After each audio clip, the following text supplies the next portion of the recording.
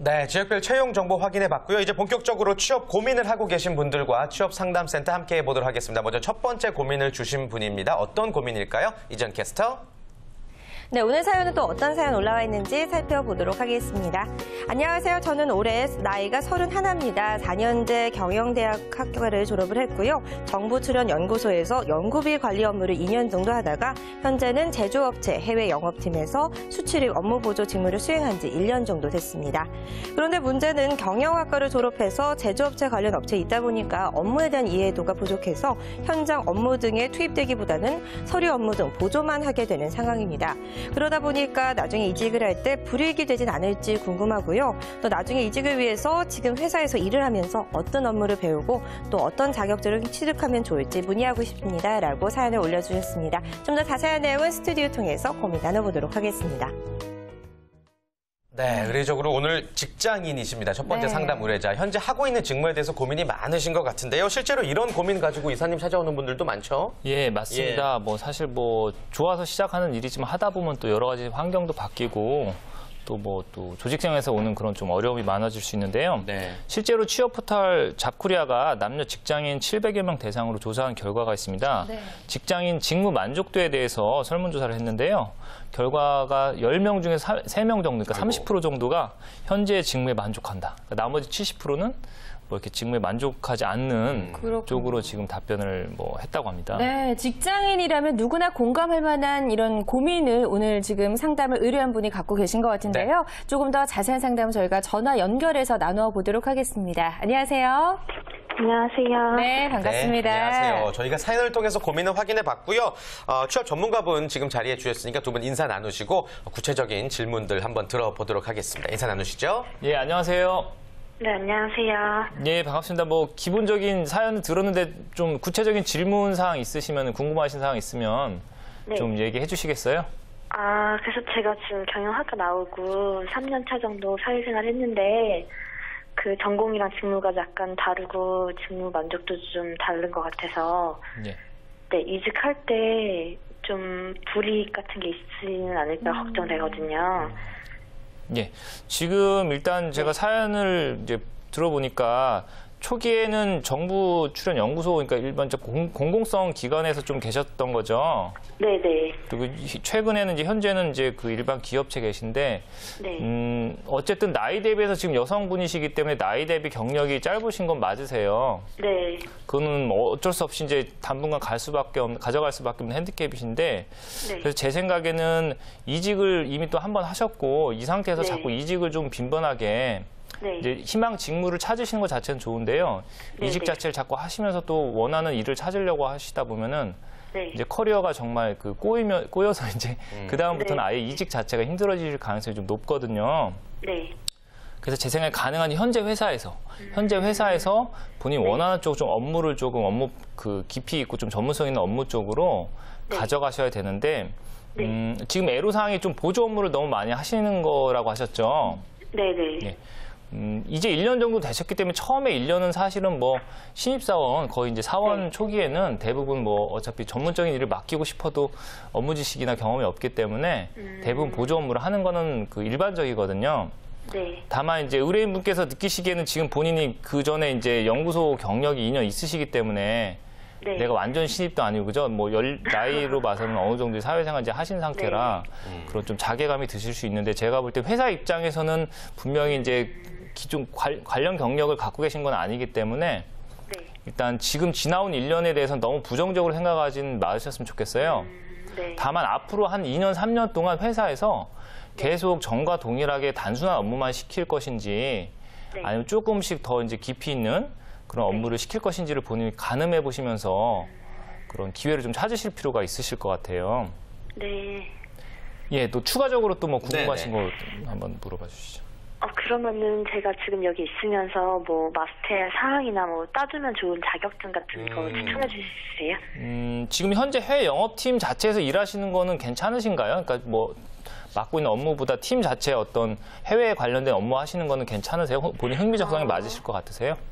네, 적성에 맞는데 좀 영어 능력이 부족하다는 것 깨닫고 있고요. 예. 네. 해외 영업 쪽이나 뭐 무역 관련된 쪽은 자격증이라고 하면은 뭐 무역 이제 수출입 업무 쪽은 보조하셨으니까 아시겠지만 통관 업무 같은 거 관련돼서 네. 무역 관련 자격증이 있고요.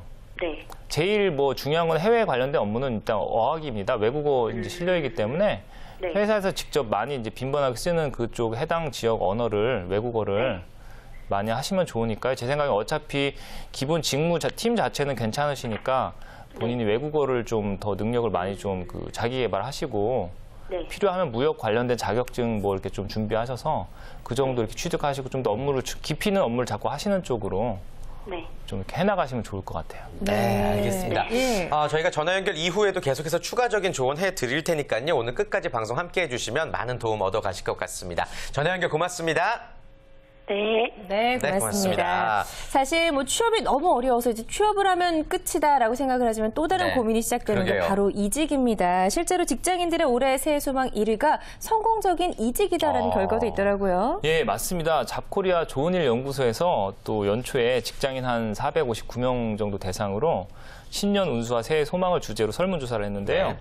직장인들이 2014년 가부년 새해에 꼽은 소망 1위가 성공적인 이직. 예, 이 전체의 한 30% 정도 또 네. 나왔다고 하고요. 네. 이어서 뭐 연봉 인상 및 승진을 바란다가 뭐 한 16% 정도, 네. 또 뭐 결혼 및 연애를 기대한다가 뭐 13% 정도 순위로 나왔습니다. 네. 뭐 지난해 또 이루지 못한 계획 중에 가장 아쉬운 것에 대한 질문에서도 성공적인 이직, 그러니까 이직을 못했다는 네. 거에 대해서 예, 아쉽다가 또 전체 한 25%, 그러니까 4분의 1 정도 이렇게 비율로 가장 많았던 것으로 나왔다고 합니다. 그렇군요. 의외로 예. 이직에 대해서 여러분들이 굉장히 욕구가 큰 것 같습니다. 네. 성공적인 이직을 위해서 그렇다면 필요한 것들은 어떤 거 정리해 볼 수 있을까요? 필요한 거 엄청 많습니다. 네. 필요한 것이. 기본적으로는 일단은 내가 이직의 그런 좀 니즈를 느끼더라도, 필요를 느끼더라도 내가 정말 이렇게 이직 명분이 뚜렷한지를 체크해 보실 필요가 명분. 있고요. 예. 네. 또 향후 내 커리어를 좀 중장기적으로도 체크를 하셔야 돼요. 네. 이제 뭐 회사 일 때문에 스트레스든 뭐 여러 가지 문제 때문에 이제 이직의 그 욕구는 많이 생기더라도 네네. 단기적으로 자꾸 이제 내가 보고 쫓아가기가 쉽거든요. 그래서 단기적인 걸 생각하다 보면 자꾸 이직을 쉽게 자주 이직을 하게 하기가 되니까. 쉽습니다. 그런 유혹이 네. 많기 때문에 항상 나의 커리어 중기, 장기적인 그런 비전까지 생각해서 네. 그 결정을 하셔야 되고요. 기타 또 나의 경쟁력이 어떤지, 또 개인적인 경쟁력 분석하시고 또 채용 시장도 타이밍이 되게 중요하거든요. 경력자 이직은요. 그래서 똑같은 경력이라도 타이밍이 좋을 때 잘 이직하시는 분은 또 연봉도 상승되고 뭐 만족스럽게 가지만 그렇지 못할 때는 또 괜히 오히려 손해보고 후회하는 경우도 많으니까요. 네. 그런 부분들 꼭 체크해 보셔야 될 것 같습니다. 그래요. 그러던 반대로 이런 이직은 꼭 하지 말아라라는 것도 있을 것 같은데요. 제가 뭐 항상 강조하지만 특히나 이제 사회 경력 초기의 이직은 업무 전문성이 쌓이지 않고 아직은 내가 스스로 객관적인 판단하기 어려운 상황이기 때문에요. 직장 생활 뭐 3, 4년도 채 되기 전에 섣불리 이직하는 거 제일 주의하셔야 되고요. 네. 또 좀 감정적인 이직. 아까 제가 이직 명분을 꼭 생각하시라고 그랬잖아요. 네. 가능한 업무 자체에 초점을 맞추셔야지 내가 뭐 상사와의 관계, 동료와의 관계, 그런 특히나 인간적인 관계를 빌미 삼아 이직을 하시려고 하면은 그거는 또 다른 관계 문제가 생길 수도 있다는 거죠. 회사를 옮긴다고 그게 해결되는 게 보장되는 게 아니니까. 네. 또 있다 보면 그게 해결될 수도 있어요. 인간의 문제는. 그래요. 그렇기 때문에 예. 그런 부분을 특히 좀 주의하셔야 될 것 같습니다. 네, 성공적인 이직이 정말 쉽지 않은 일인 것 같습니다. 잘 참고하시길 바라겠고요. 이어서 두 번째 구직자의 고민 확인해 보도록 하겠습니다. 이지연 캐스터를 통해서 알아보겠습니다. 네, 계속해서 두 번째 사연 알아보도록 하죠. 안녕하세요. 저는 올해 나이 25세, 수도권 소재 4년제 대학에서 컴퓨터 공학을 전공했는데요. 제가 희망하는 기업과 직무는 IT 관련 회사의 해외 사업부입니다. 영어와 IT 분야 중 어느 것을 더 치중해서 준비해야 되는지, 그리고 IT 관련 회사의 해외 사업부는 IT 관련 학과보다도 무역이나 경영학과 출신이 더 유리한지 그 부분이 궁금합니다. 라고 사연을 올려주셨네요. 계속해서 더 자세한 고민은 스튜디오 통해서 나눠보겠습니다. 네, 다행히 희망 기업 그리고 또 직무를 정해 놓으신 상태네요. 이 부분은 좀 안정적으로 봐도 되지 않을까요? 일단 큰 방향성이 잡혀 있다는 거는 좋은 긍정적인 부분이고요. 네네. 다만 해외 사업부가 뭐 오늘 또 계속 얘기하겠지만 또 여러 가지 또 업종이나 또 세부적인 직무들이 좀 다양하게 있기 때문에요. 네. 그런 부분을 본인이 좀 명확하게 하고 계신지를 확인해봐야 될 것 같습니다. 그래요. 네. IT 관련 기업 중에서도 해외 사업부에 가고 싶다라고 했기 때문에 반드시 이런 게 있는 기업으로 좀 초점을 맞춰야 될 것 같은데 예, 어떤 기업이 저희가 뭐 있을까요? IT라고 하면은 약간 좀 그 용어를 뭐 광범위하게 쓰기도 하고 좁게 쓰기도 하는데요. 일단 크게 이제 좀 소프트웨어 관련된 쪽 회사들과 직접 제조를 하는 네. 이제 그 하드웨어까지 직접 제조하는 회사를 구분할 수 있는데요. 우리나라는 특성상 소프트웨어 쪽보다는 직접 이제 제조까지 하는 그러니까 전자 제조 업체 같은 경우 예를 들어 뭐 삼성전자, LG전자라든지 네. 아니면 뭐 셋탑박스 같은 제조 또 중견 업체들이 있거든요. 그런 회사나 또 반도체 쪽 아니면 전기, 전자 부품 쪽 네. 그런 회사들은 뭐 수출 비중이 높기 때문에 네. 기본적으로는 뭐 제일 해외 사업 쪽을 많이 가지고 있는 그런 회사라고 할 수 있습니다. 그래요. 자, 그럼 조금 더 자세한 상담을 위해서 저희가 전화 연결해 보도록 하겠습니다. 안녕하세요. 네, 안녕하세요. 네, 네, 반갑습니다. 안녕하세요. 반갑습니다. 취업 전문가 신상 기사님 나와 계십니다. 두 분 먼저 인사 나누시고요. 네, 안녕, 반갑습니다. 네, 안녕하세요. 네. 예, 기본 사연은 좀 들었는데 어떻게 좀 구체적으로 고민되시는 부분 한번 뭐 물어봐 주시겠어요? 제가 지금 IT를 4년 동안 공부를 했는데 영어가 문제더라고요. 영어. 네. 그래서 앞으로 취업은 이제 기간이 있으니까 딱 취업을 하려면 영어랑 IT 중에 어떤 걸 더 치중을 해서 공부를 해야 되는지 궁금해요. 네. 일단 좀 제가 여쭤볼게요. 죄송한데 그 해외 사업부 쪽 희망하시는 거는 제가 알고 있는데 네. 해외 사업도 저희가 이제 뭐 영어 마케팅 쪽이 있고 좀 또 전공이 공대시니까 기술 지원이나 좀 기술 관련된 그런 그 업무도 있는데 본인이 희망하시는 쪽은 어느 쪽이신가요? 그 두 개 다 지금 너무 고민이긴 해요, 지금조차도요. 예, 예. 좀 기술 지원 쪽에서 좀 더 관심이 있는 것 같아요. 그렇다면은 조금 취업 전략을 더 많이 좀 고민을 하셔야 될 것 같아요. 왜냐하면 저희가 보통 해외 사업이라고 얘기할 때는 사실 영업 마케팅 쪽 인력을 국내에서 채용을 많이 하고요. 네. 기술 지원 인력 같은 경우는 뭐 신입사원을 뽑아서 바로 뭐 이렇게 배치하거나 그런 게 아니고요. 국내에서 오히려 좀 중견 기술 쪽 그 팀, 개발팀이나 연구팀에서 중견 사원들이 좀 출장을 다니면서 이렇게 하는 식의 업무가 많습니다. 그렇기 때문에 그 부분 구분을 하셔야 되고요. 만약에 기술 쪽으로 내가 어쨌든 엔지니어로서 해외 사업부에서 뭐 해외 업무를 하고 싶다고 하시면은 중요한 건 일단 기술이고요. 네. 예. 근데 말씀드린 것처럼 신입사원을 뭐 바로 뽑아서 해외로 이렇게 보내는 경우는 많지 않으니까 제가 볼 때 일단 해외 사업부를 가지고 있는 그런 IT 업체 들어가셔서요. 개발팀으로 들어가셔서요. 네. 거기에서 내가 이제 같은 개발팀 인력들 중에서는 영어를 좀 잘하는 수준으로 하셔야 될 것 같아요. 현재 혹시 토익 점수 어느 정도신지 여쭤봐도 괜찮으실까요? 지금 네, 한 700대 정도 되는 것 같아요. 예, 그 정도- 600대군요. 그 정도시면은 어차피 뭐 이공대생들은 뭐 문과생들보다는 평균적인 토익 점수가 그렇게 높지 않으니까요. 제 생각에는 뭐 한 6개월에서 1년 정도 열심히 하셔서 800점대 중반 정도 실력으로 갖추시고 물론 뭐 토익 점수에 따라서 그 영어 실력이 가늠되는 건 아니지만 본인 기본적 회화에 대한 자신감이 있으셔야 돼요. 네. 예, 그렇게 좀 영어를 비중 있게 좀 하시면서 일단 좀 국내 그냥 개발팀이나 R&D 팀 같은 쪽으로 취업을 노려보시는 방법이 제일 좋을 것 같습니다.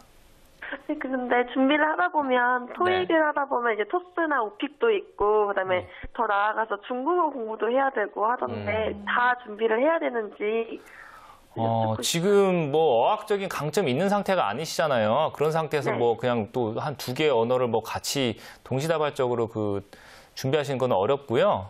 현실적으로는 제일 많이 필요하고 해외 사업이라고 하면 저희가 아직도 중국 쪽도 요즘에 많이 진출을 하지만 영어가 제일 좀 확률상 많이 필요하기 때문에요. 제 생각엔 영어를 제일 열심히 하시는 게 좋지 않을까 싶으세요. 혹시 중국어 뭐 예전에 좀 고등학교 때라도 하신 적이 있으신가요?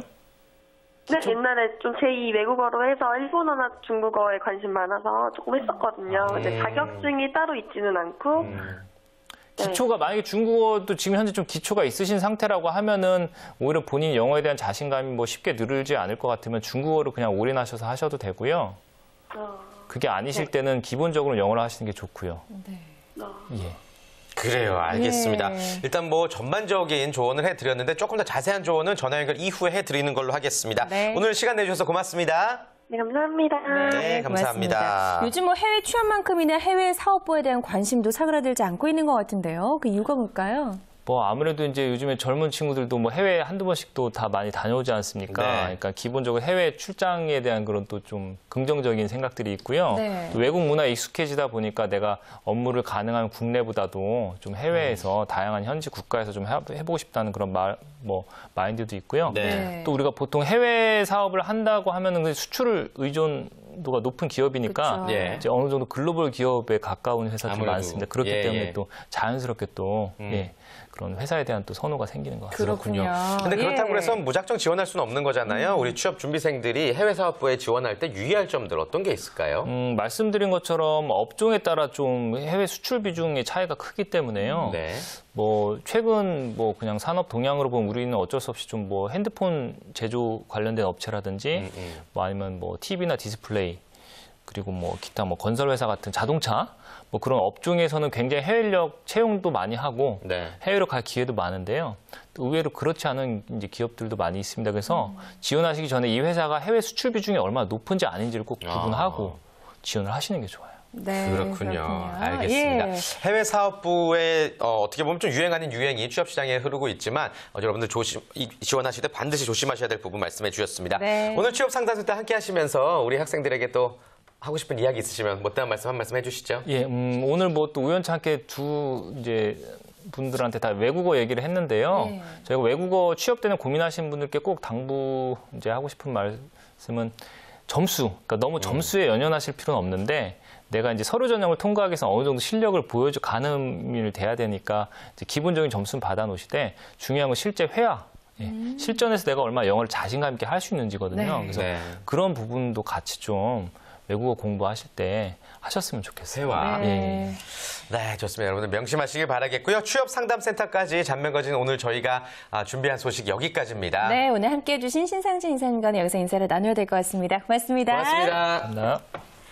네, 언제나 그렇듯이 오늘보다 내일이 더 기대되는 잔매거진 내일 이 시간도 기다려 주시기 바랍니다. 즐겁고 힘나게 일하는 대한민국을 위해 여러분의 잔매거진은 계속됩니다. 쭉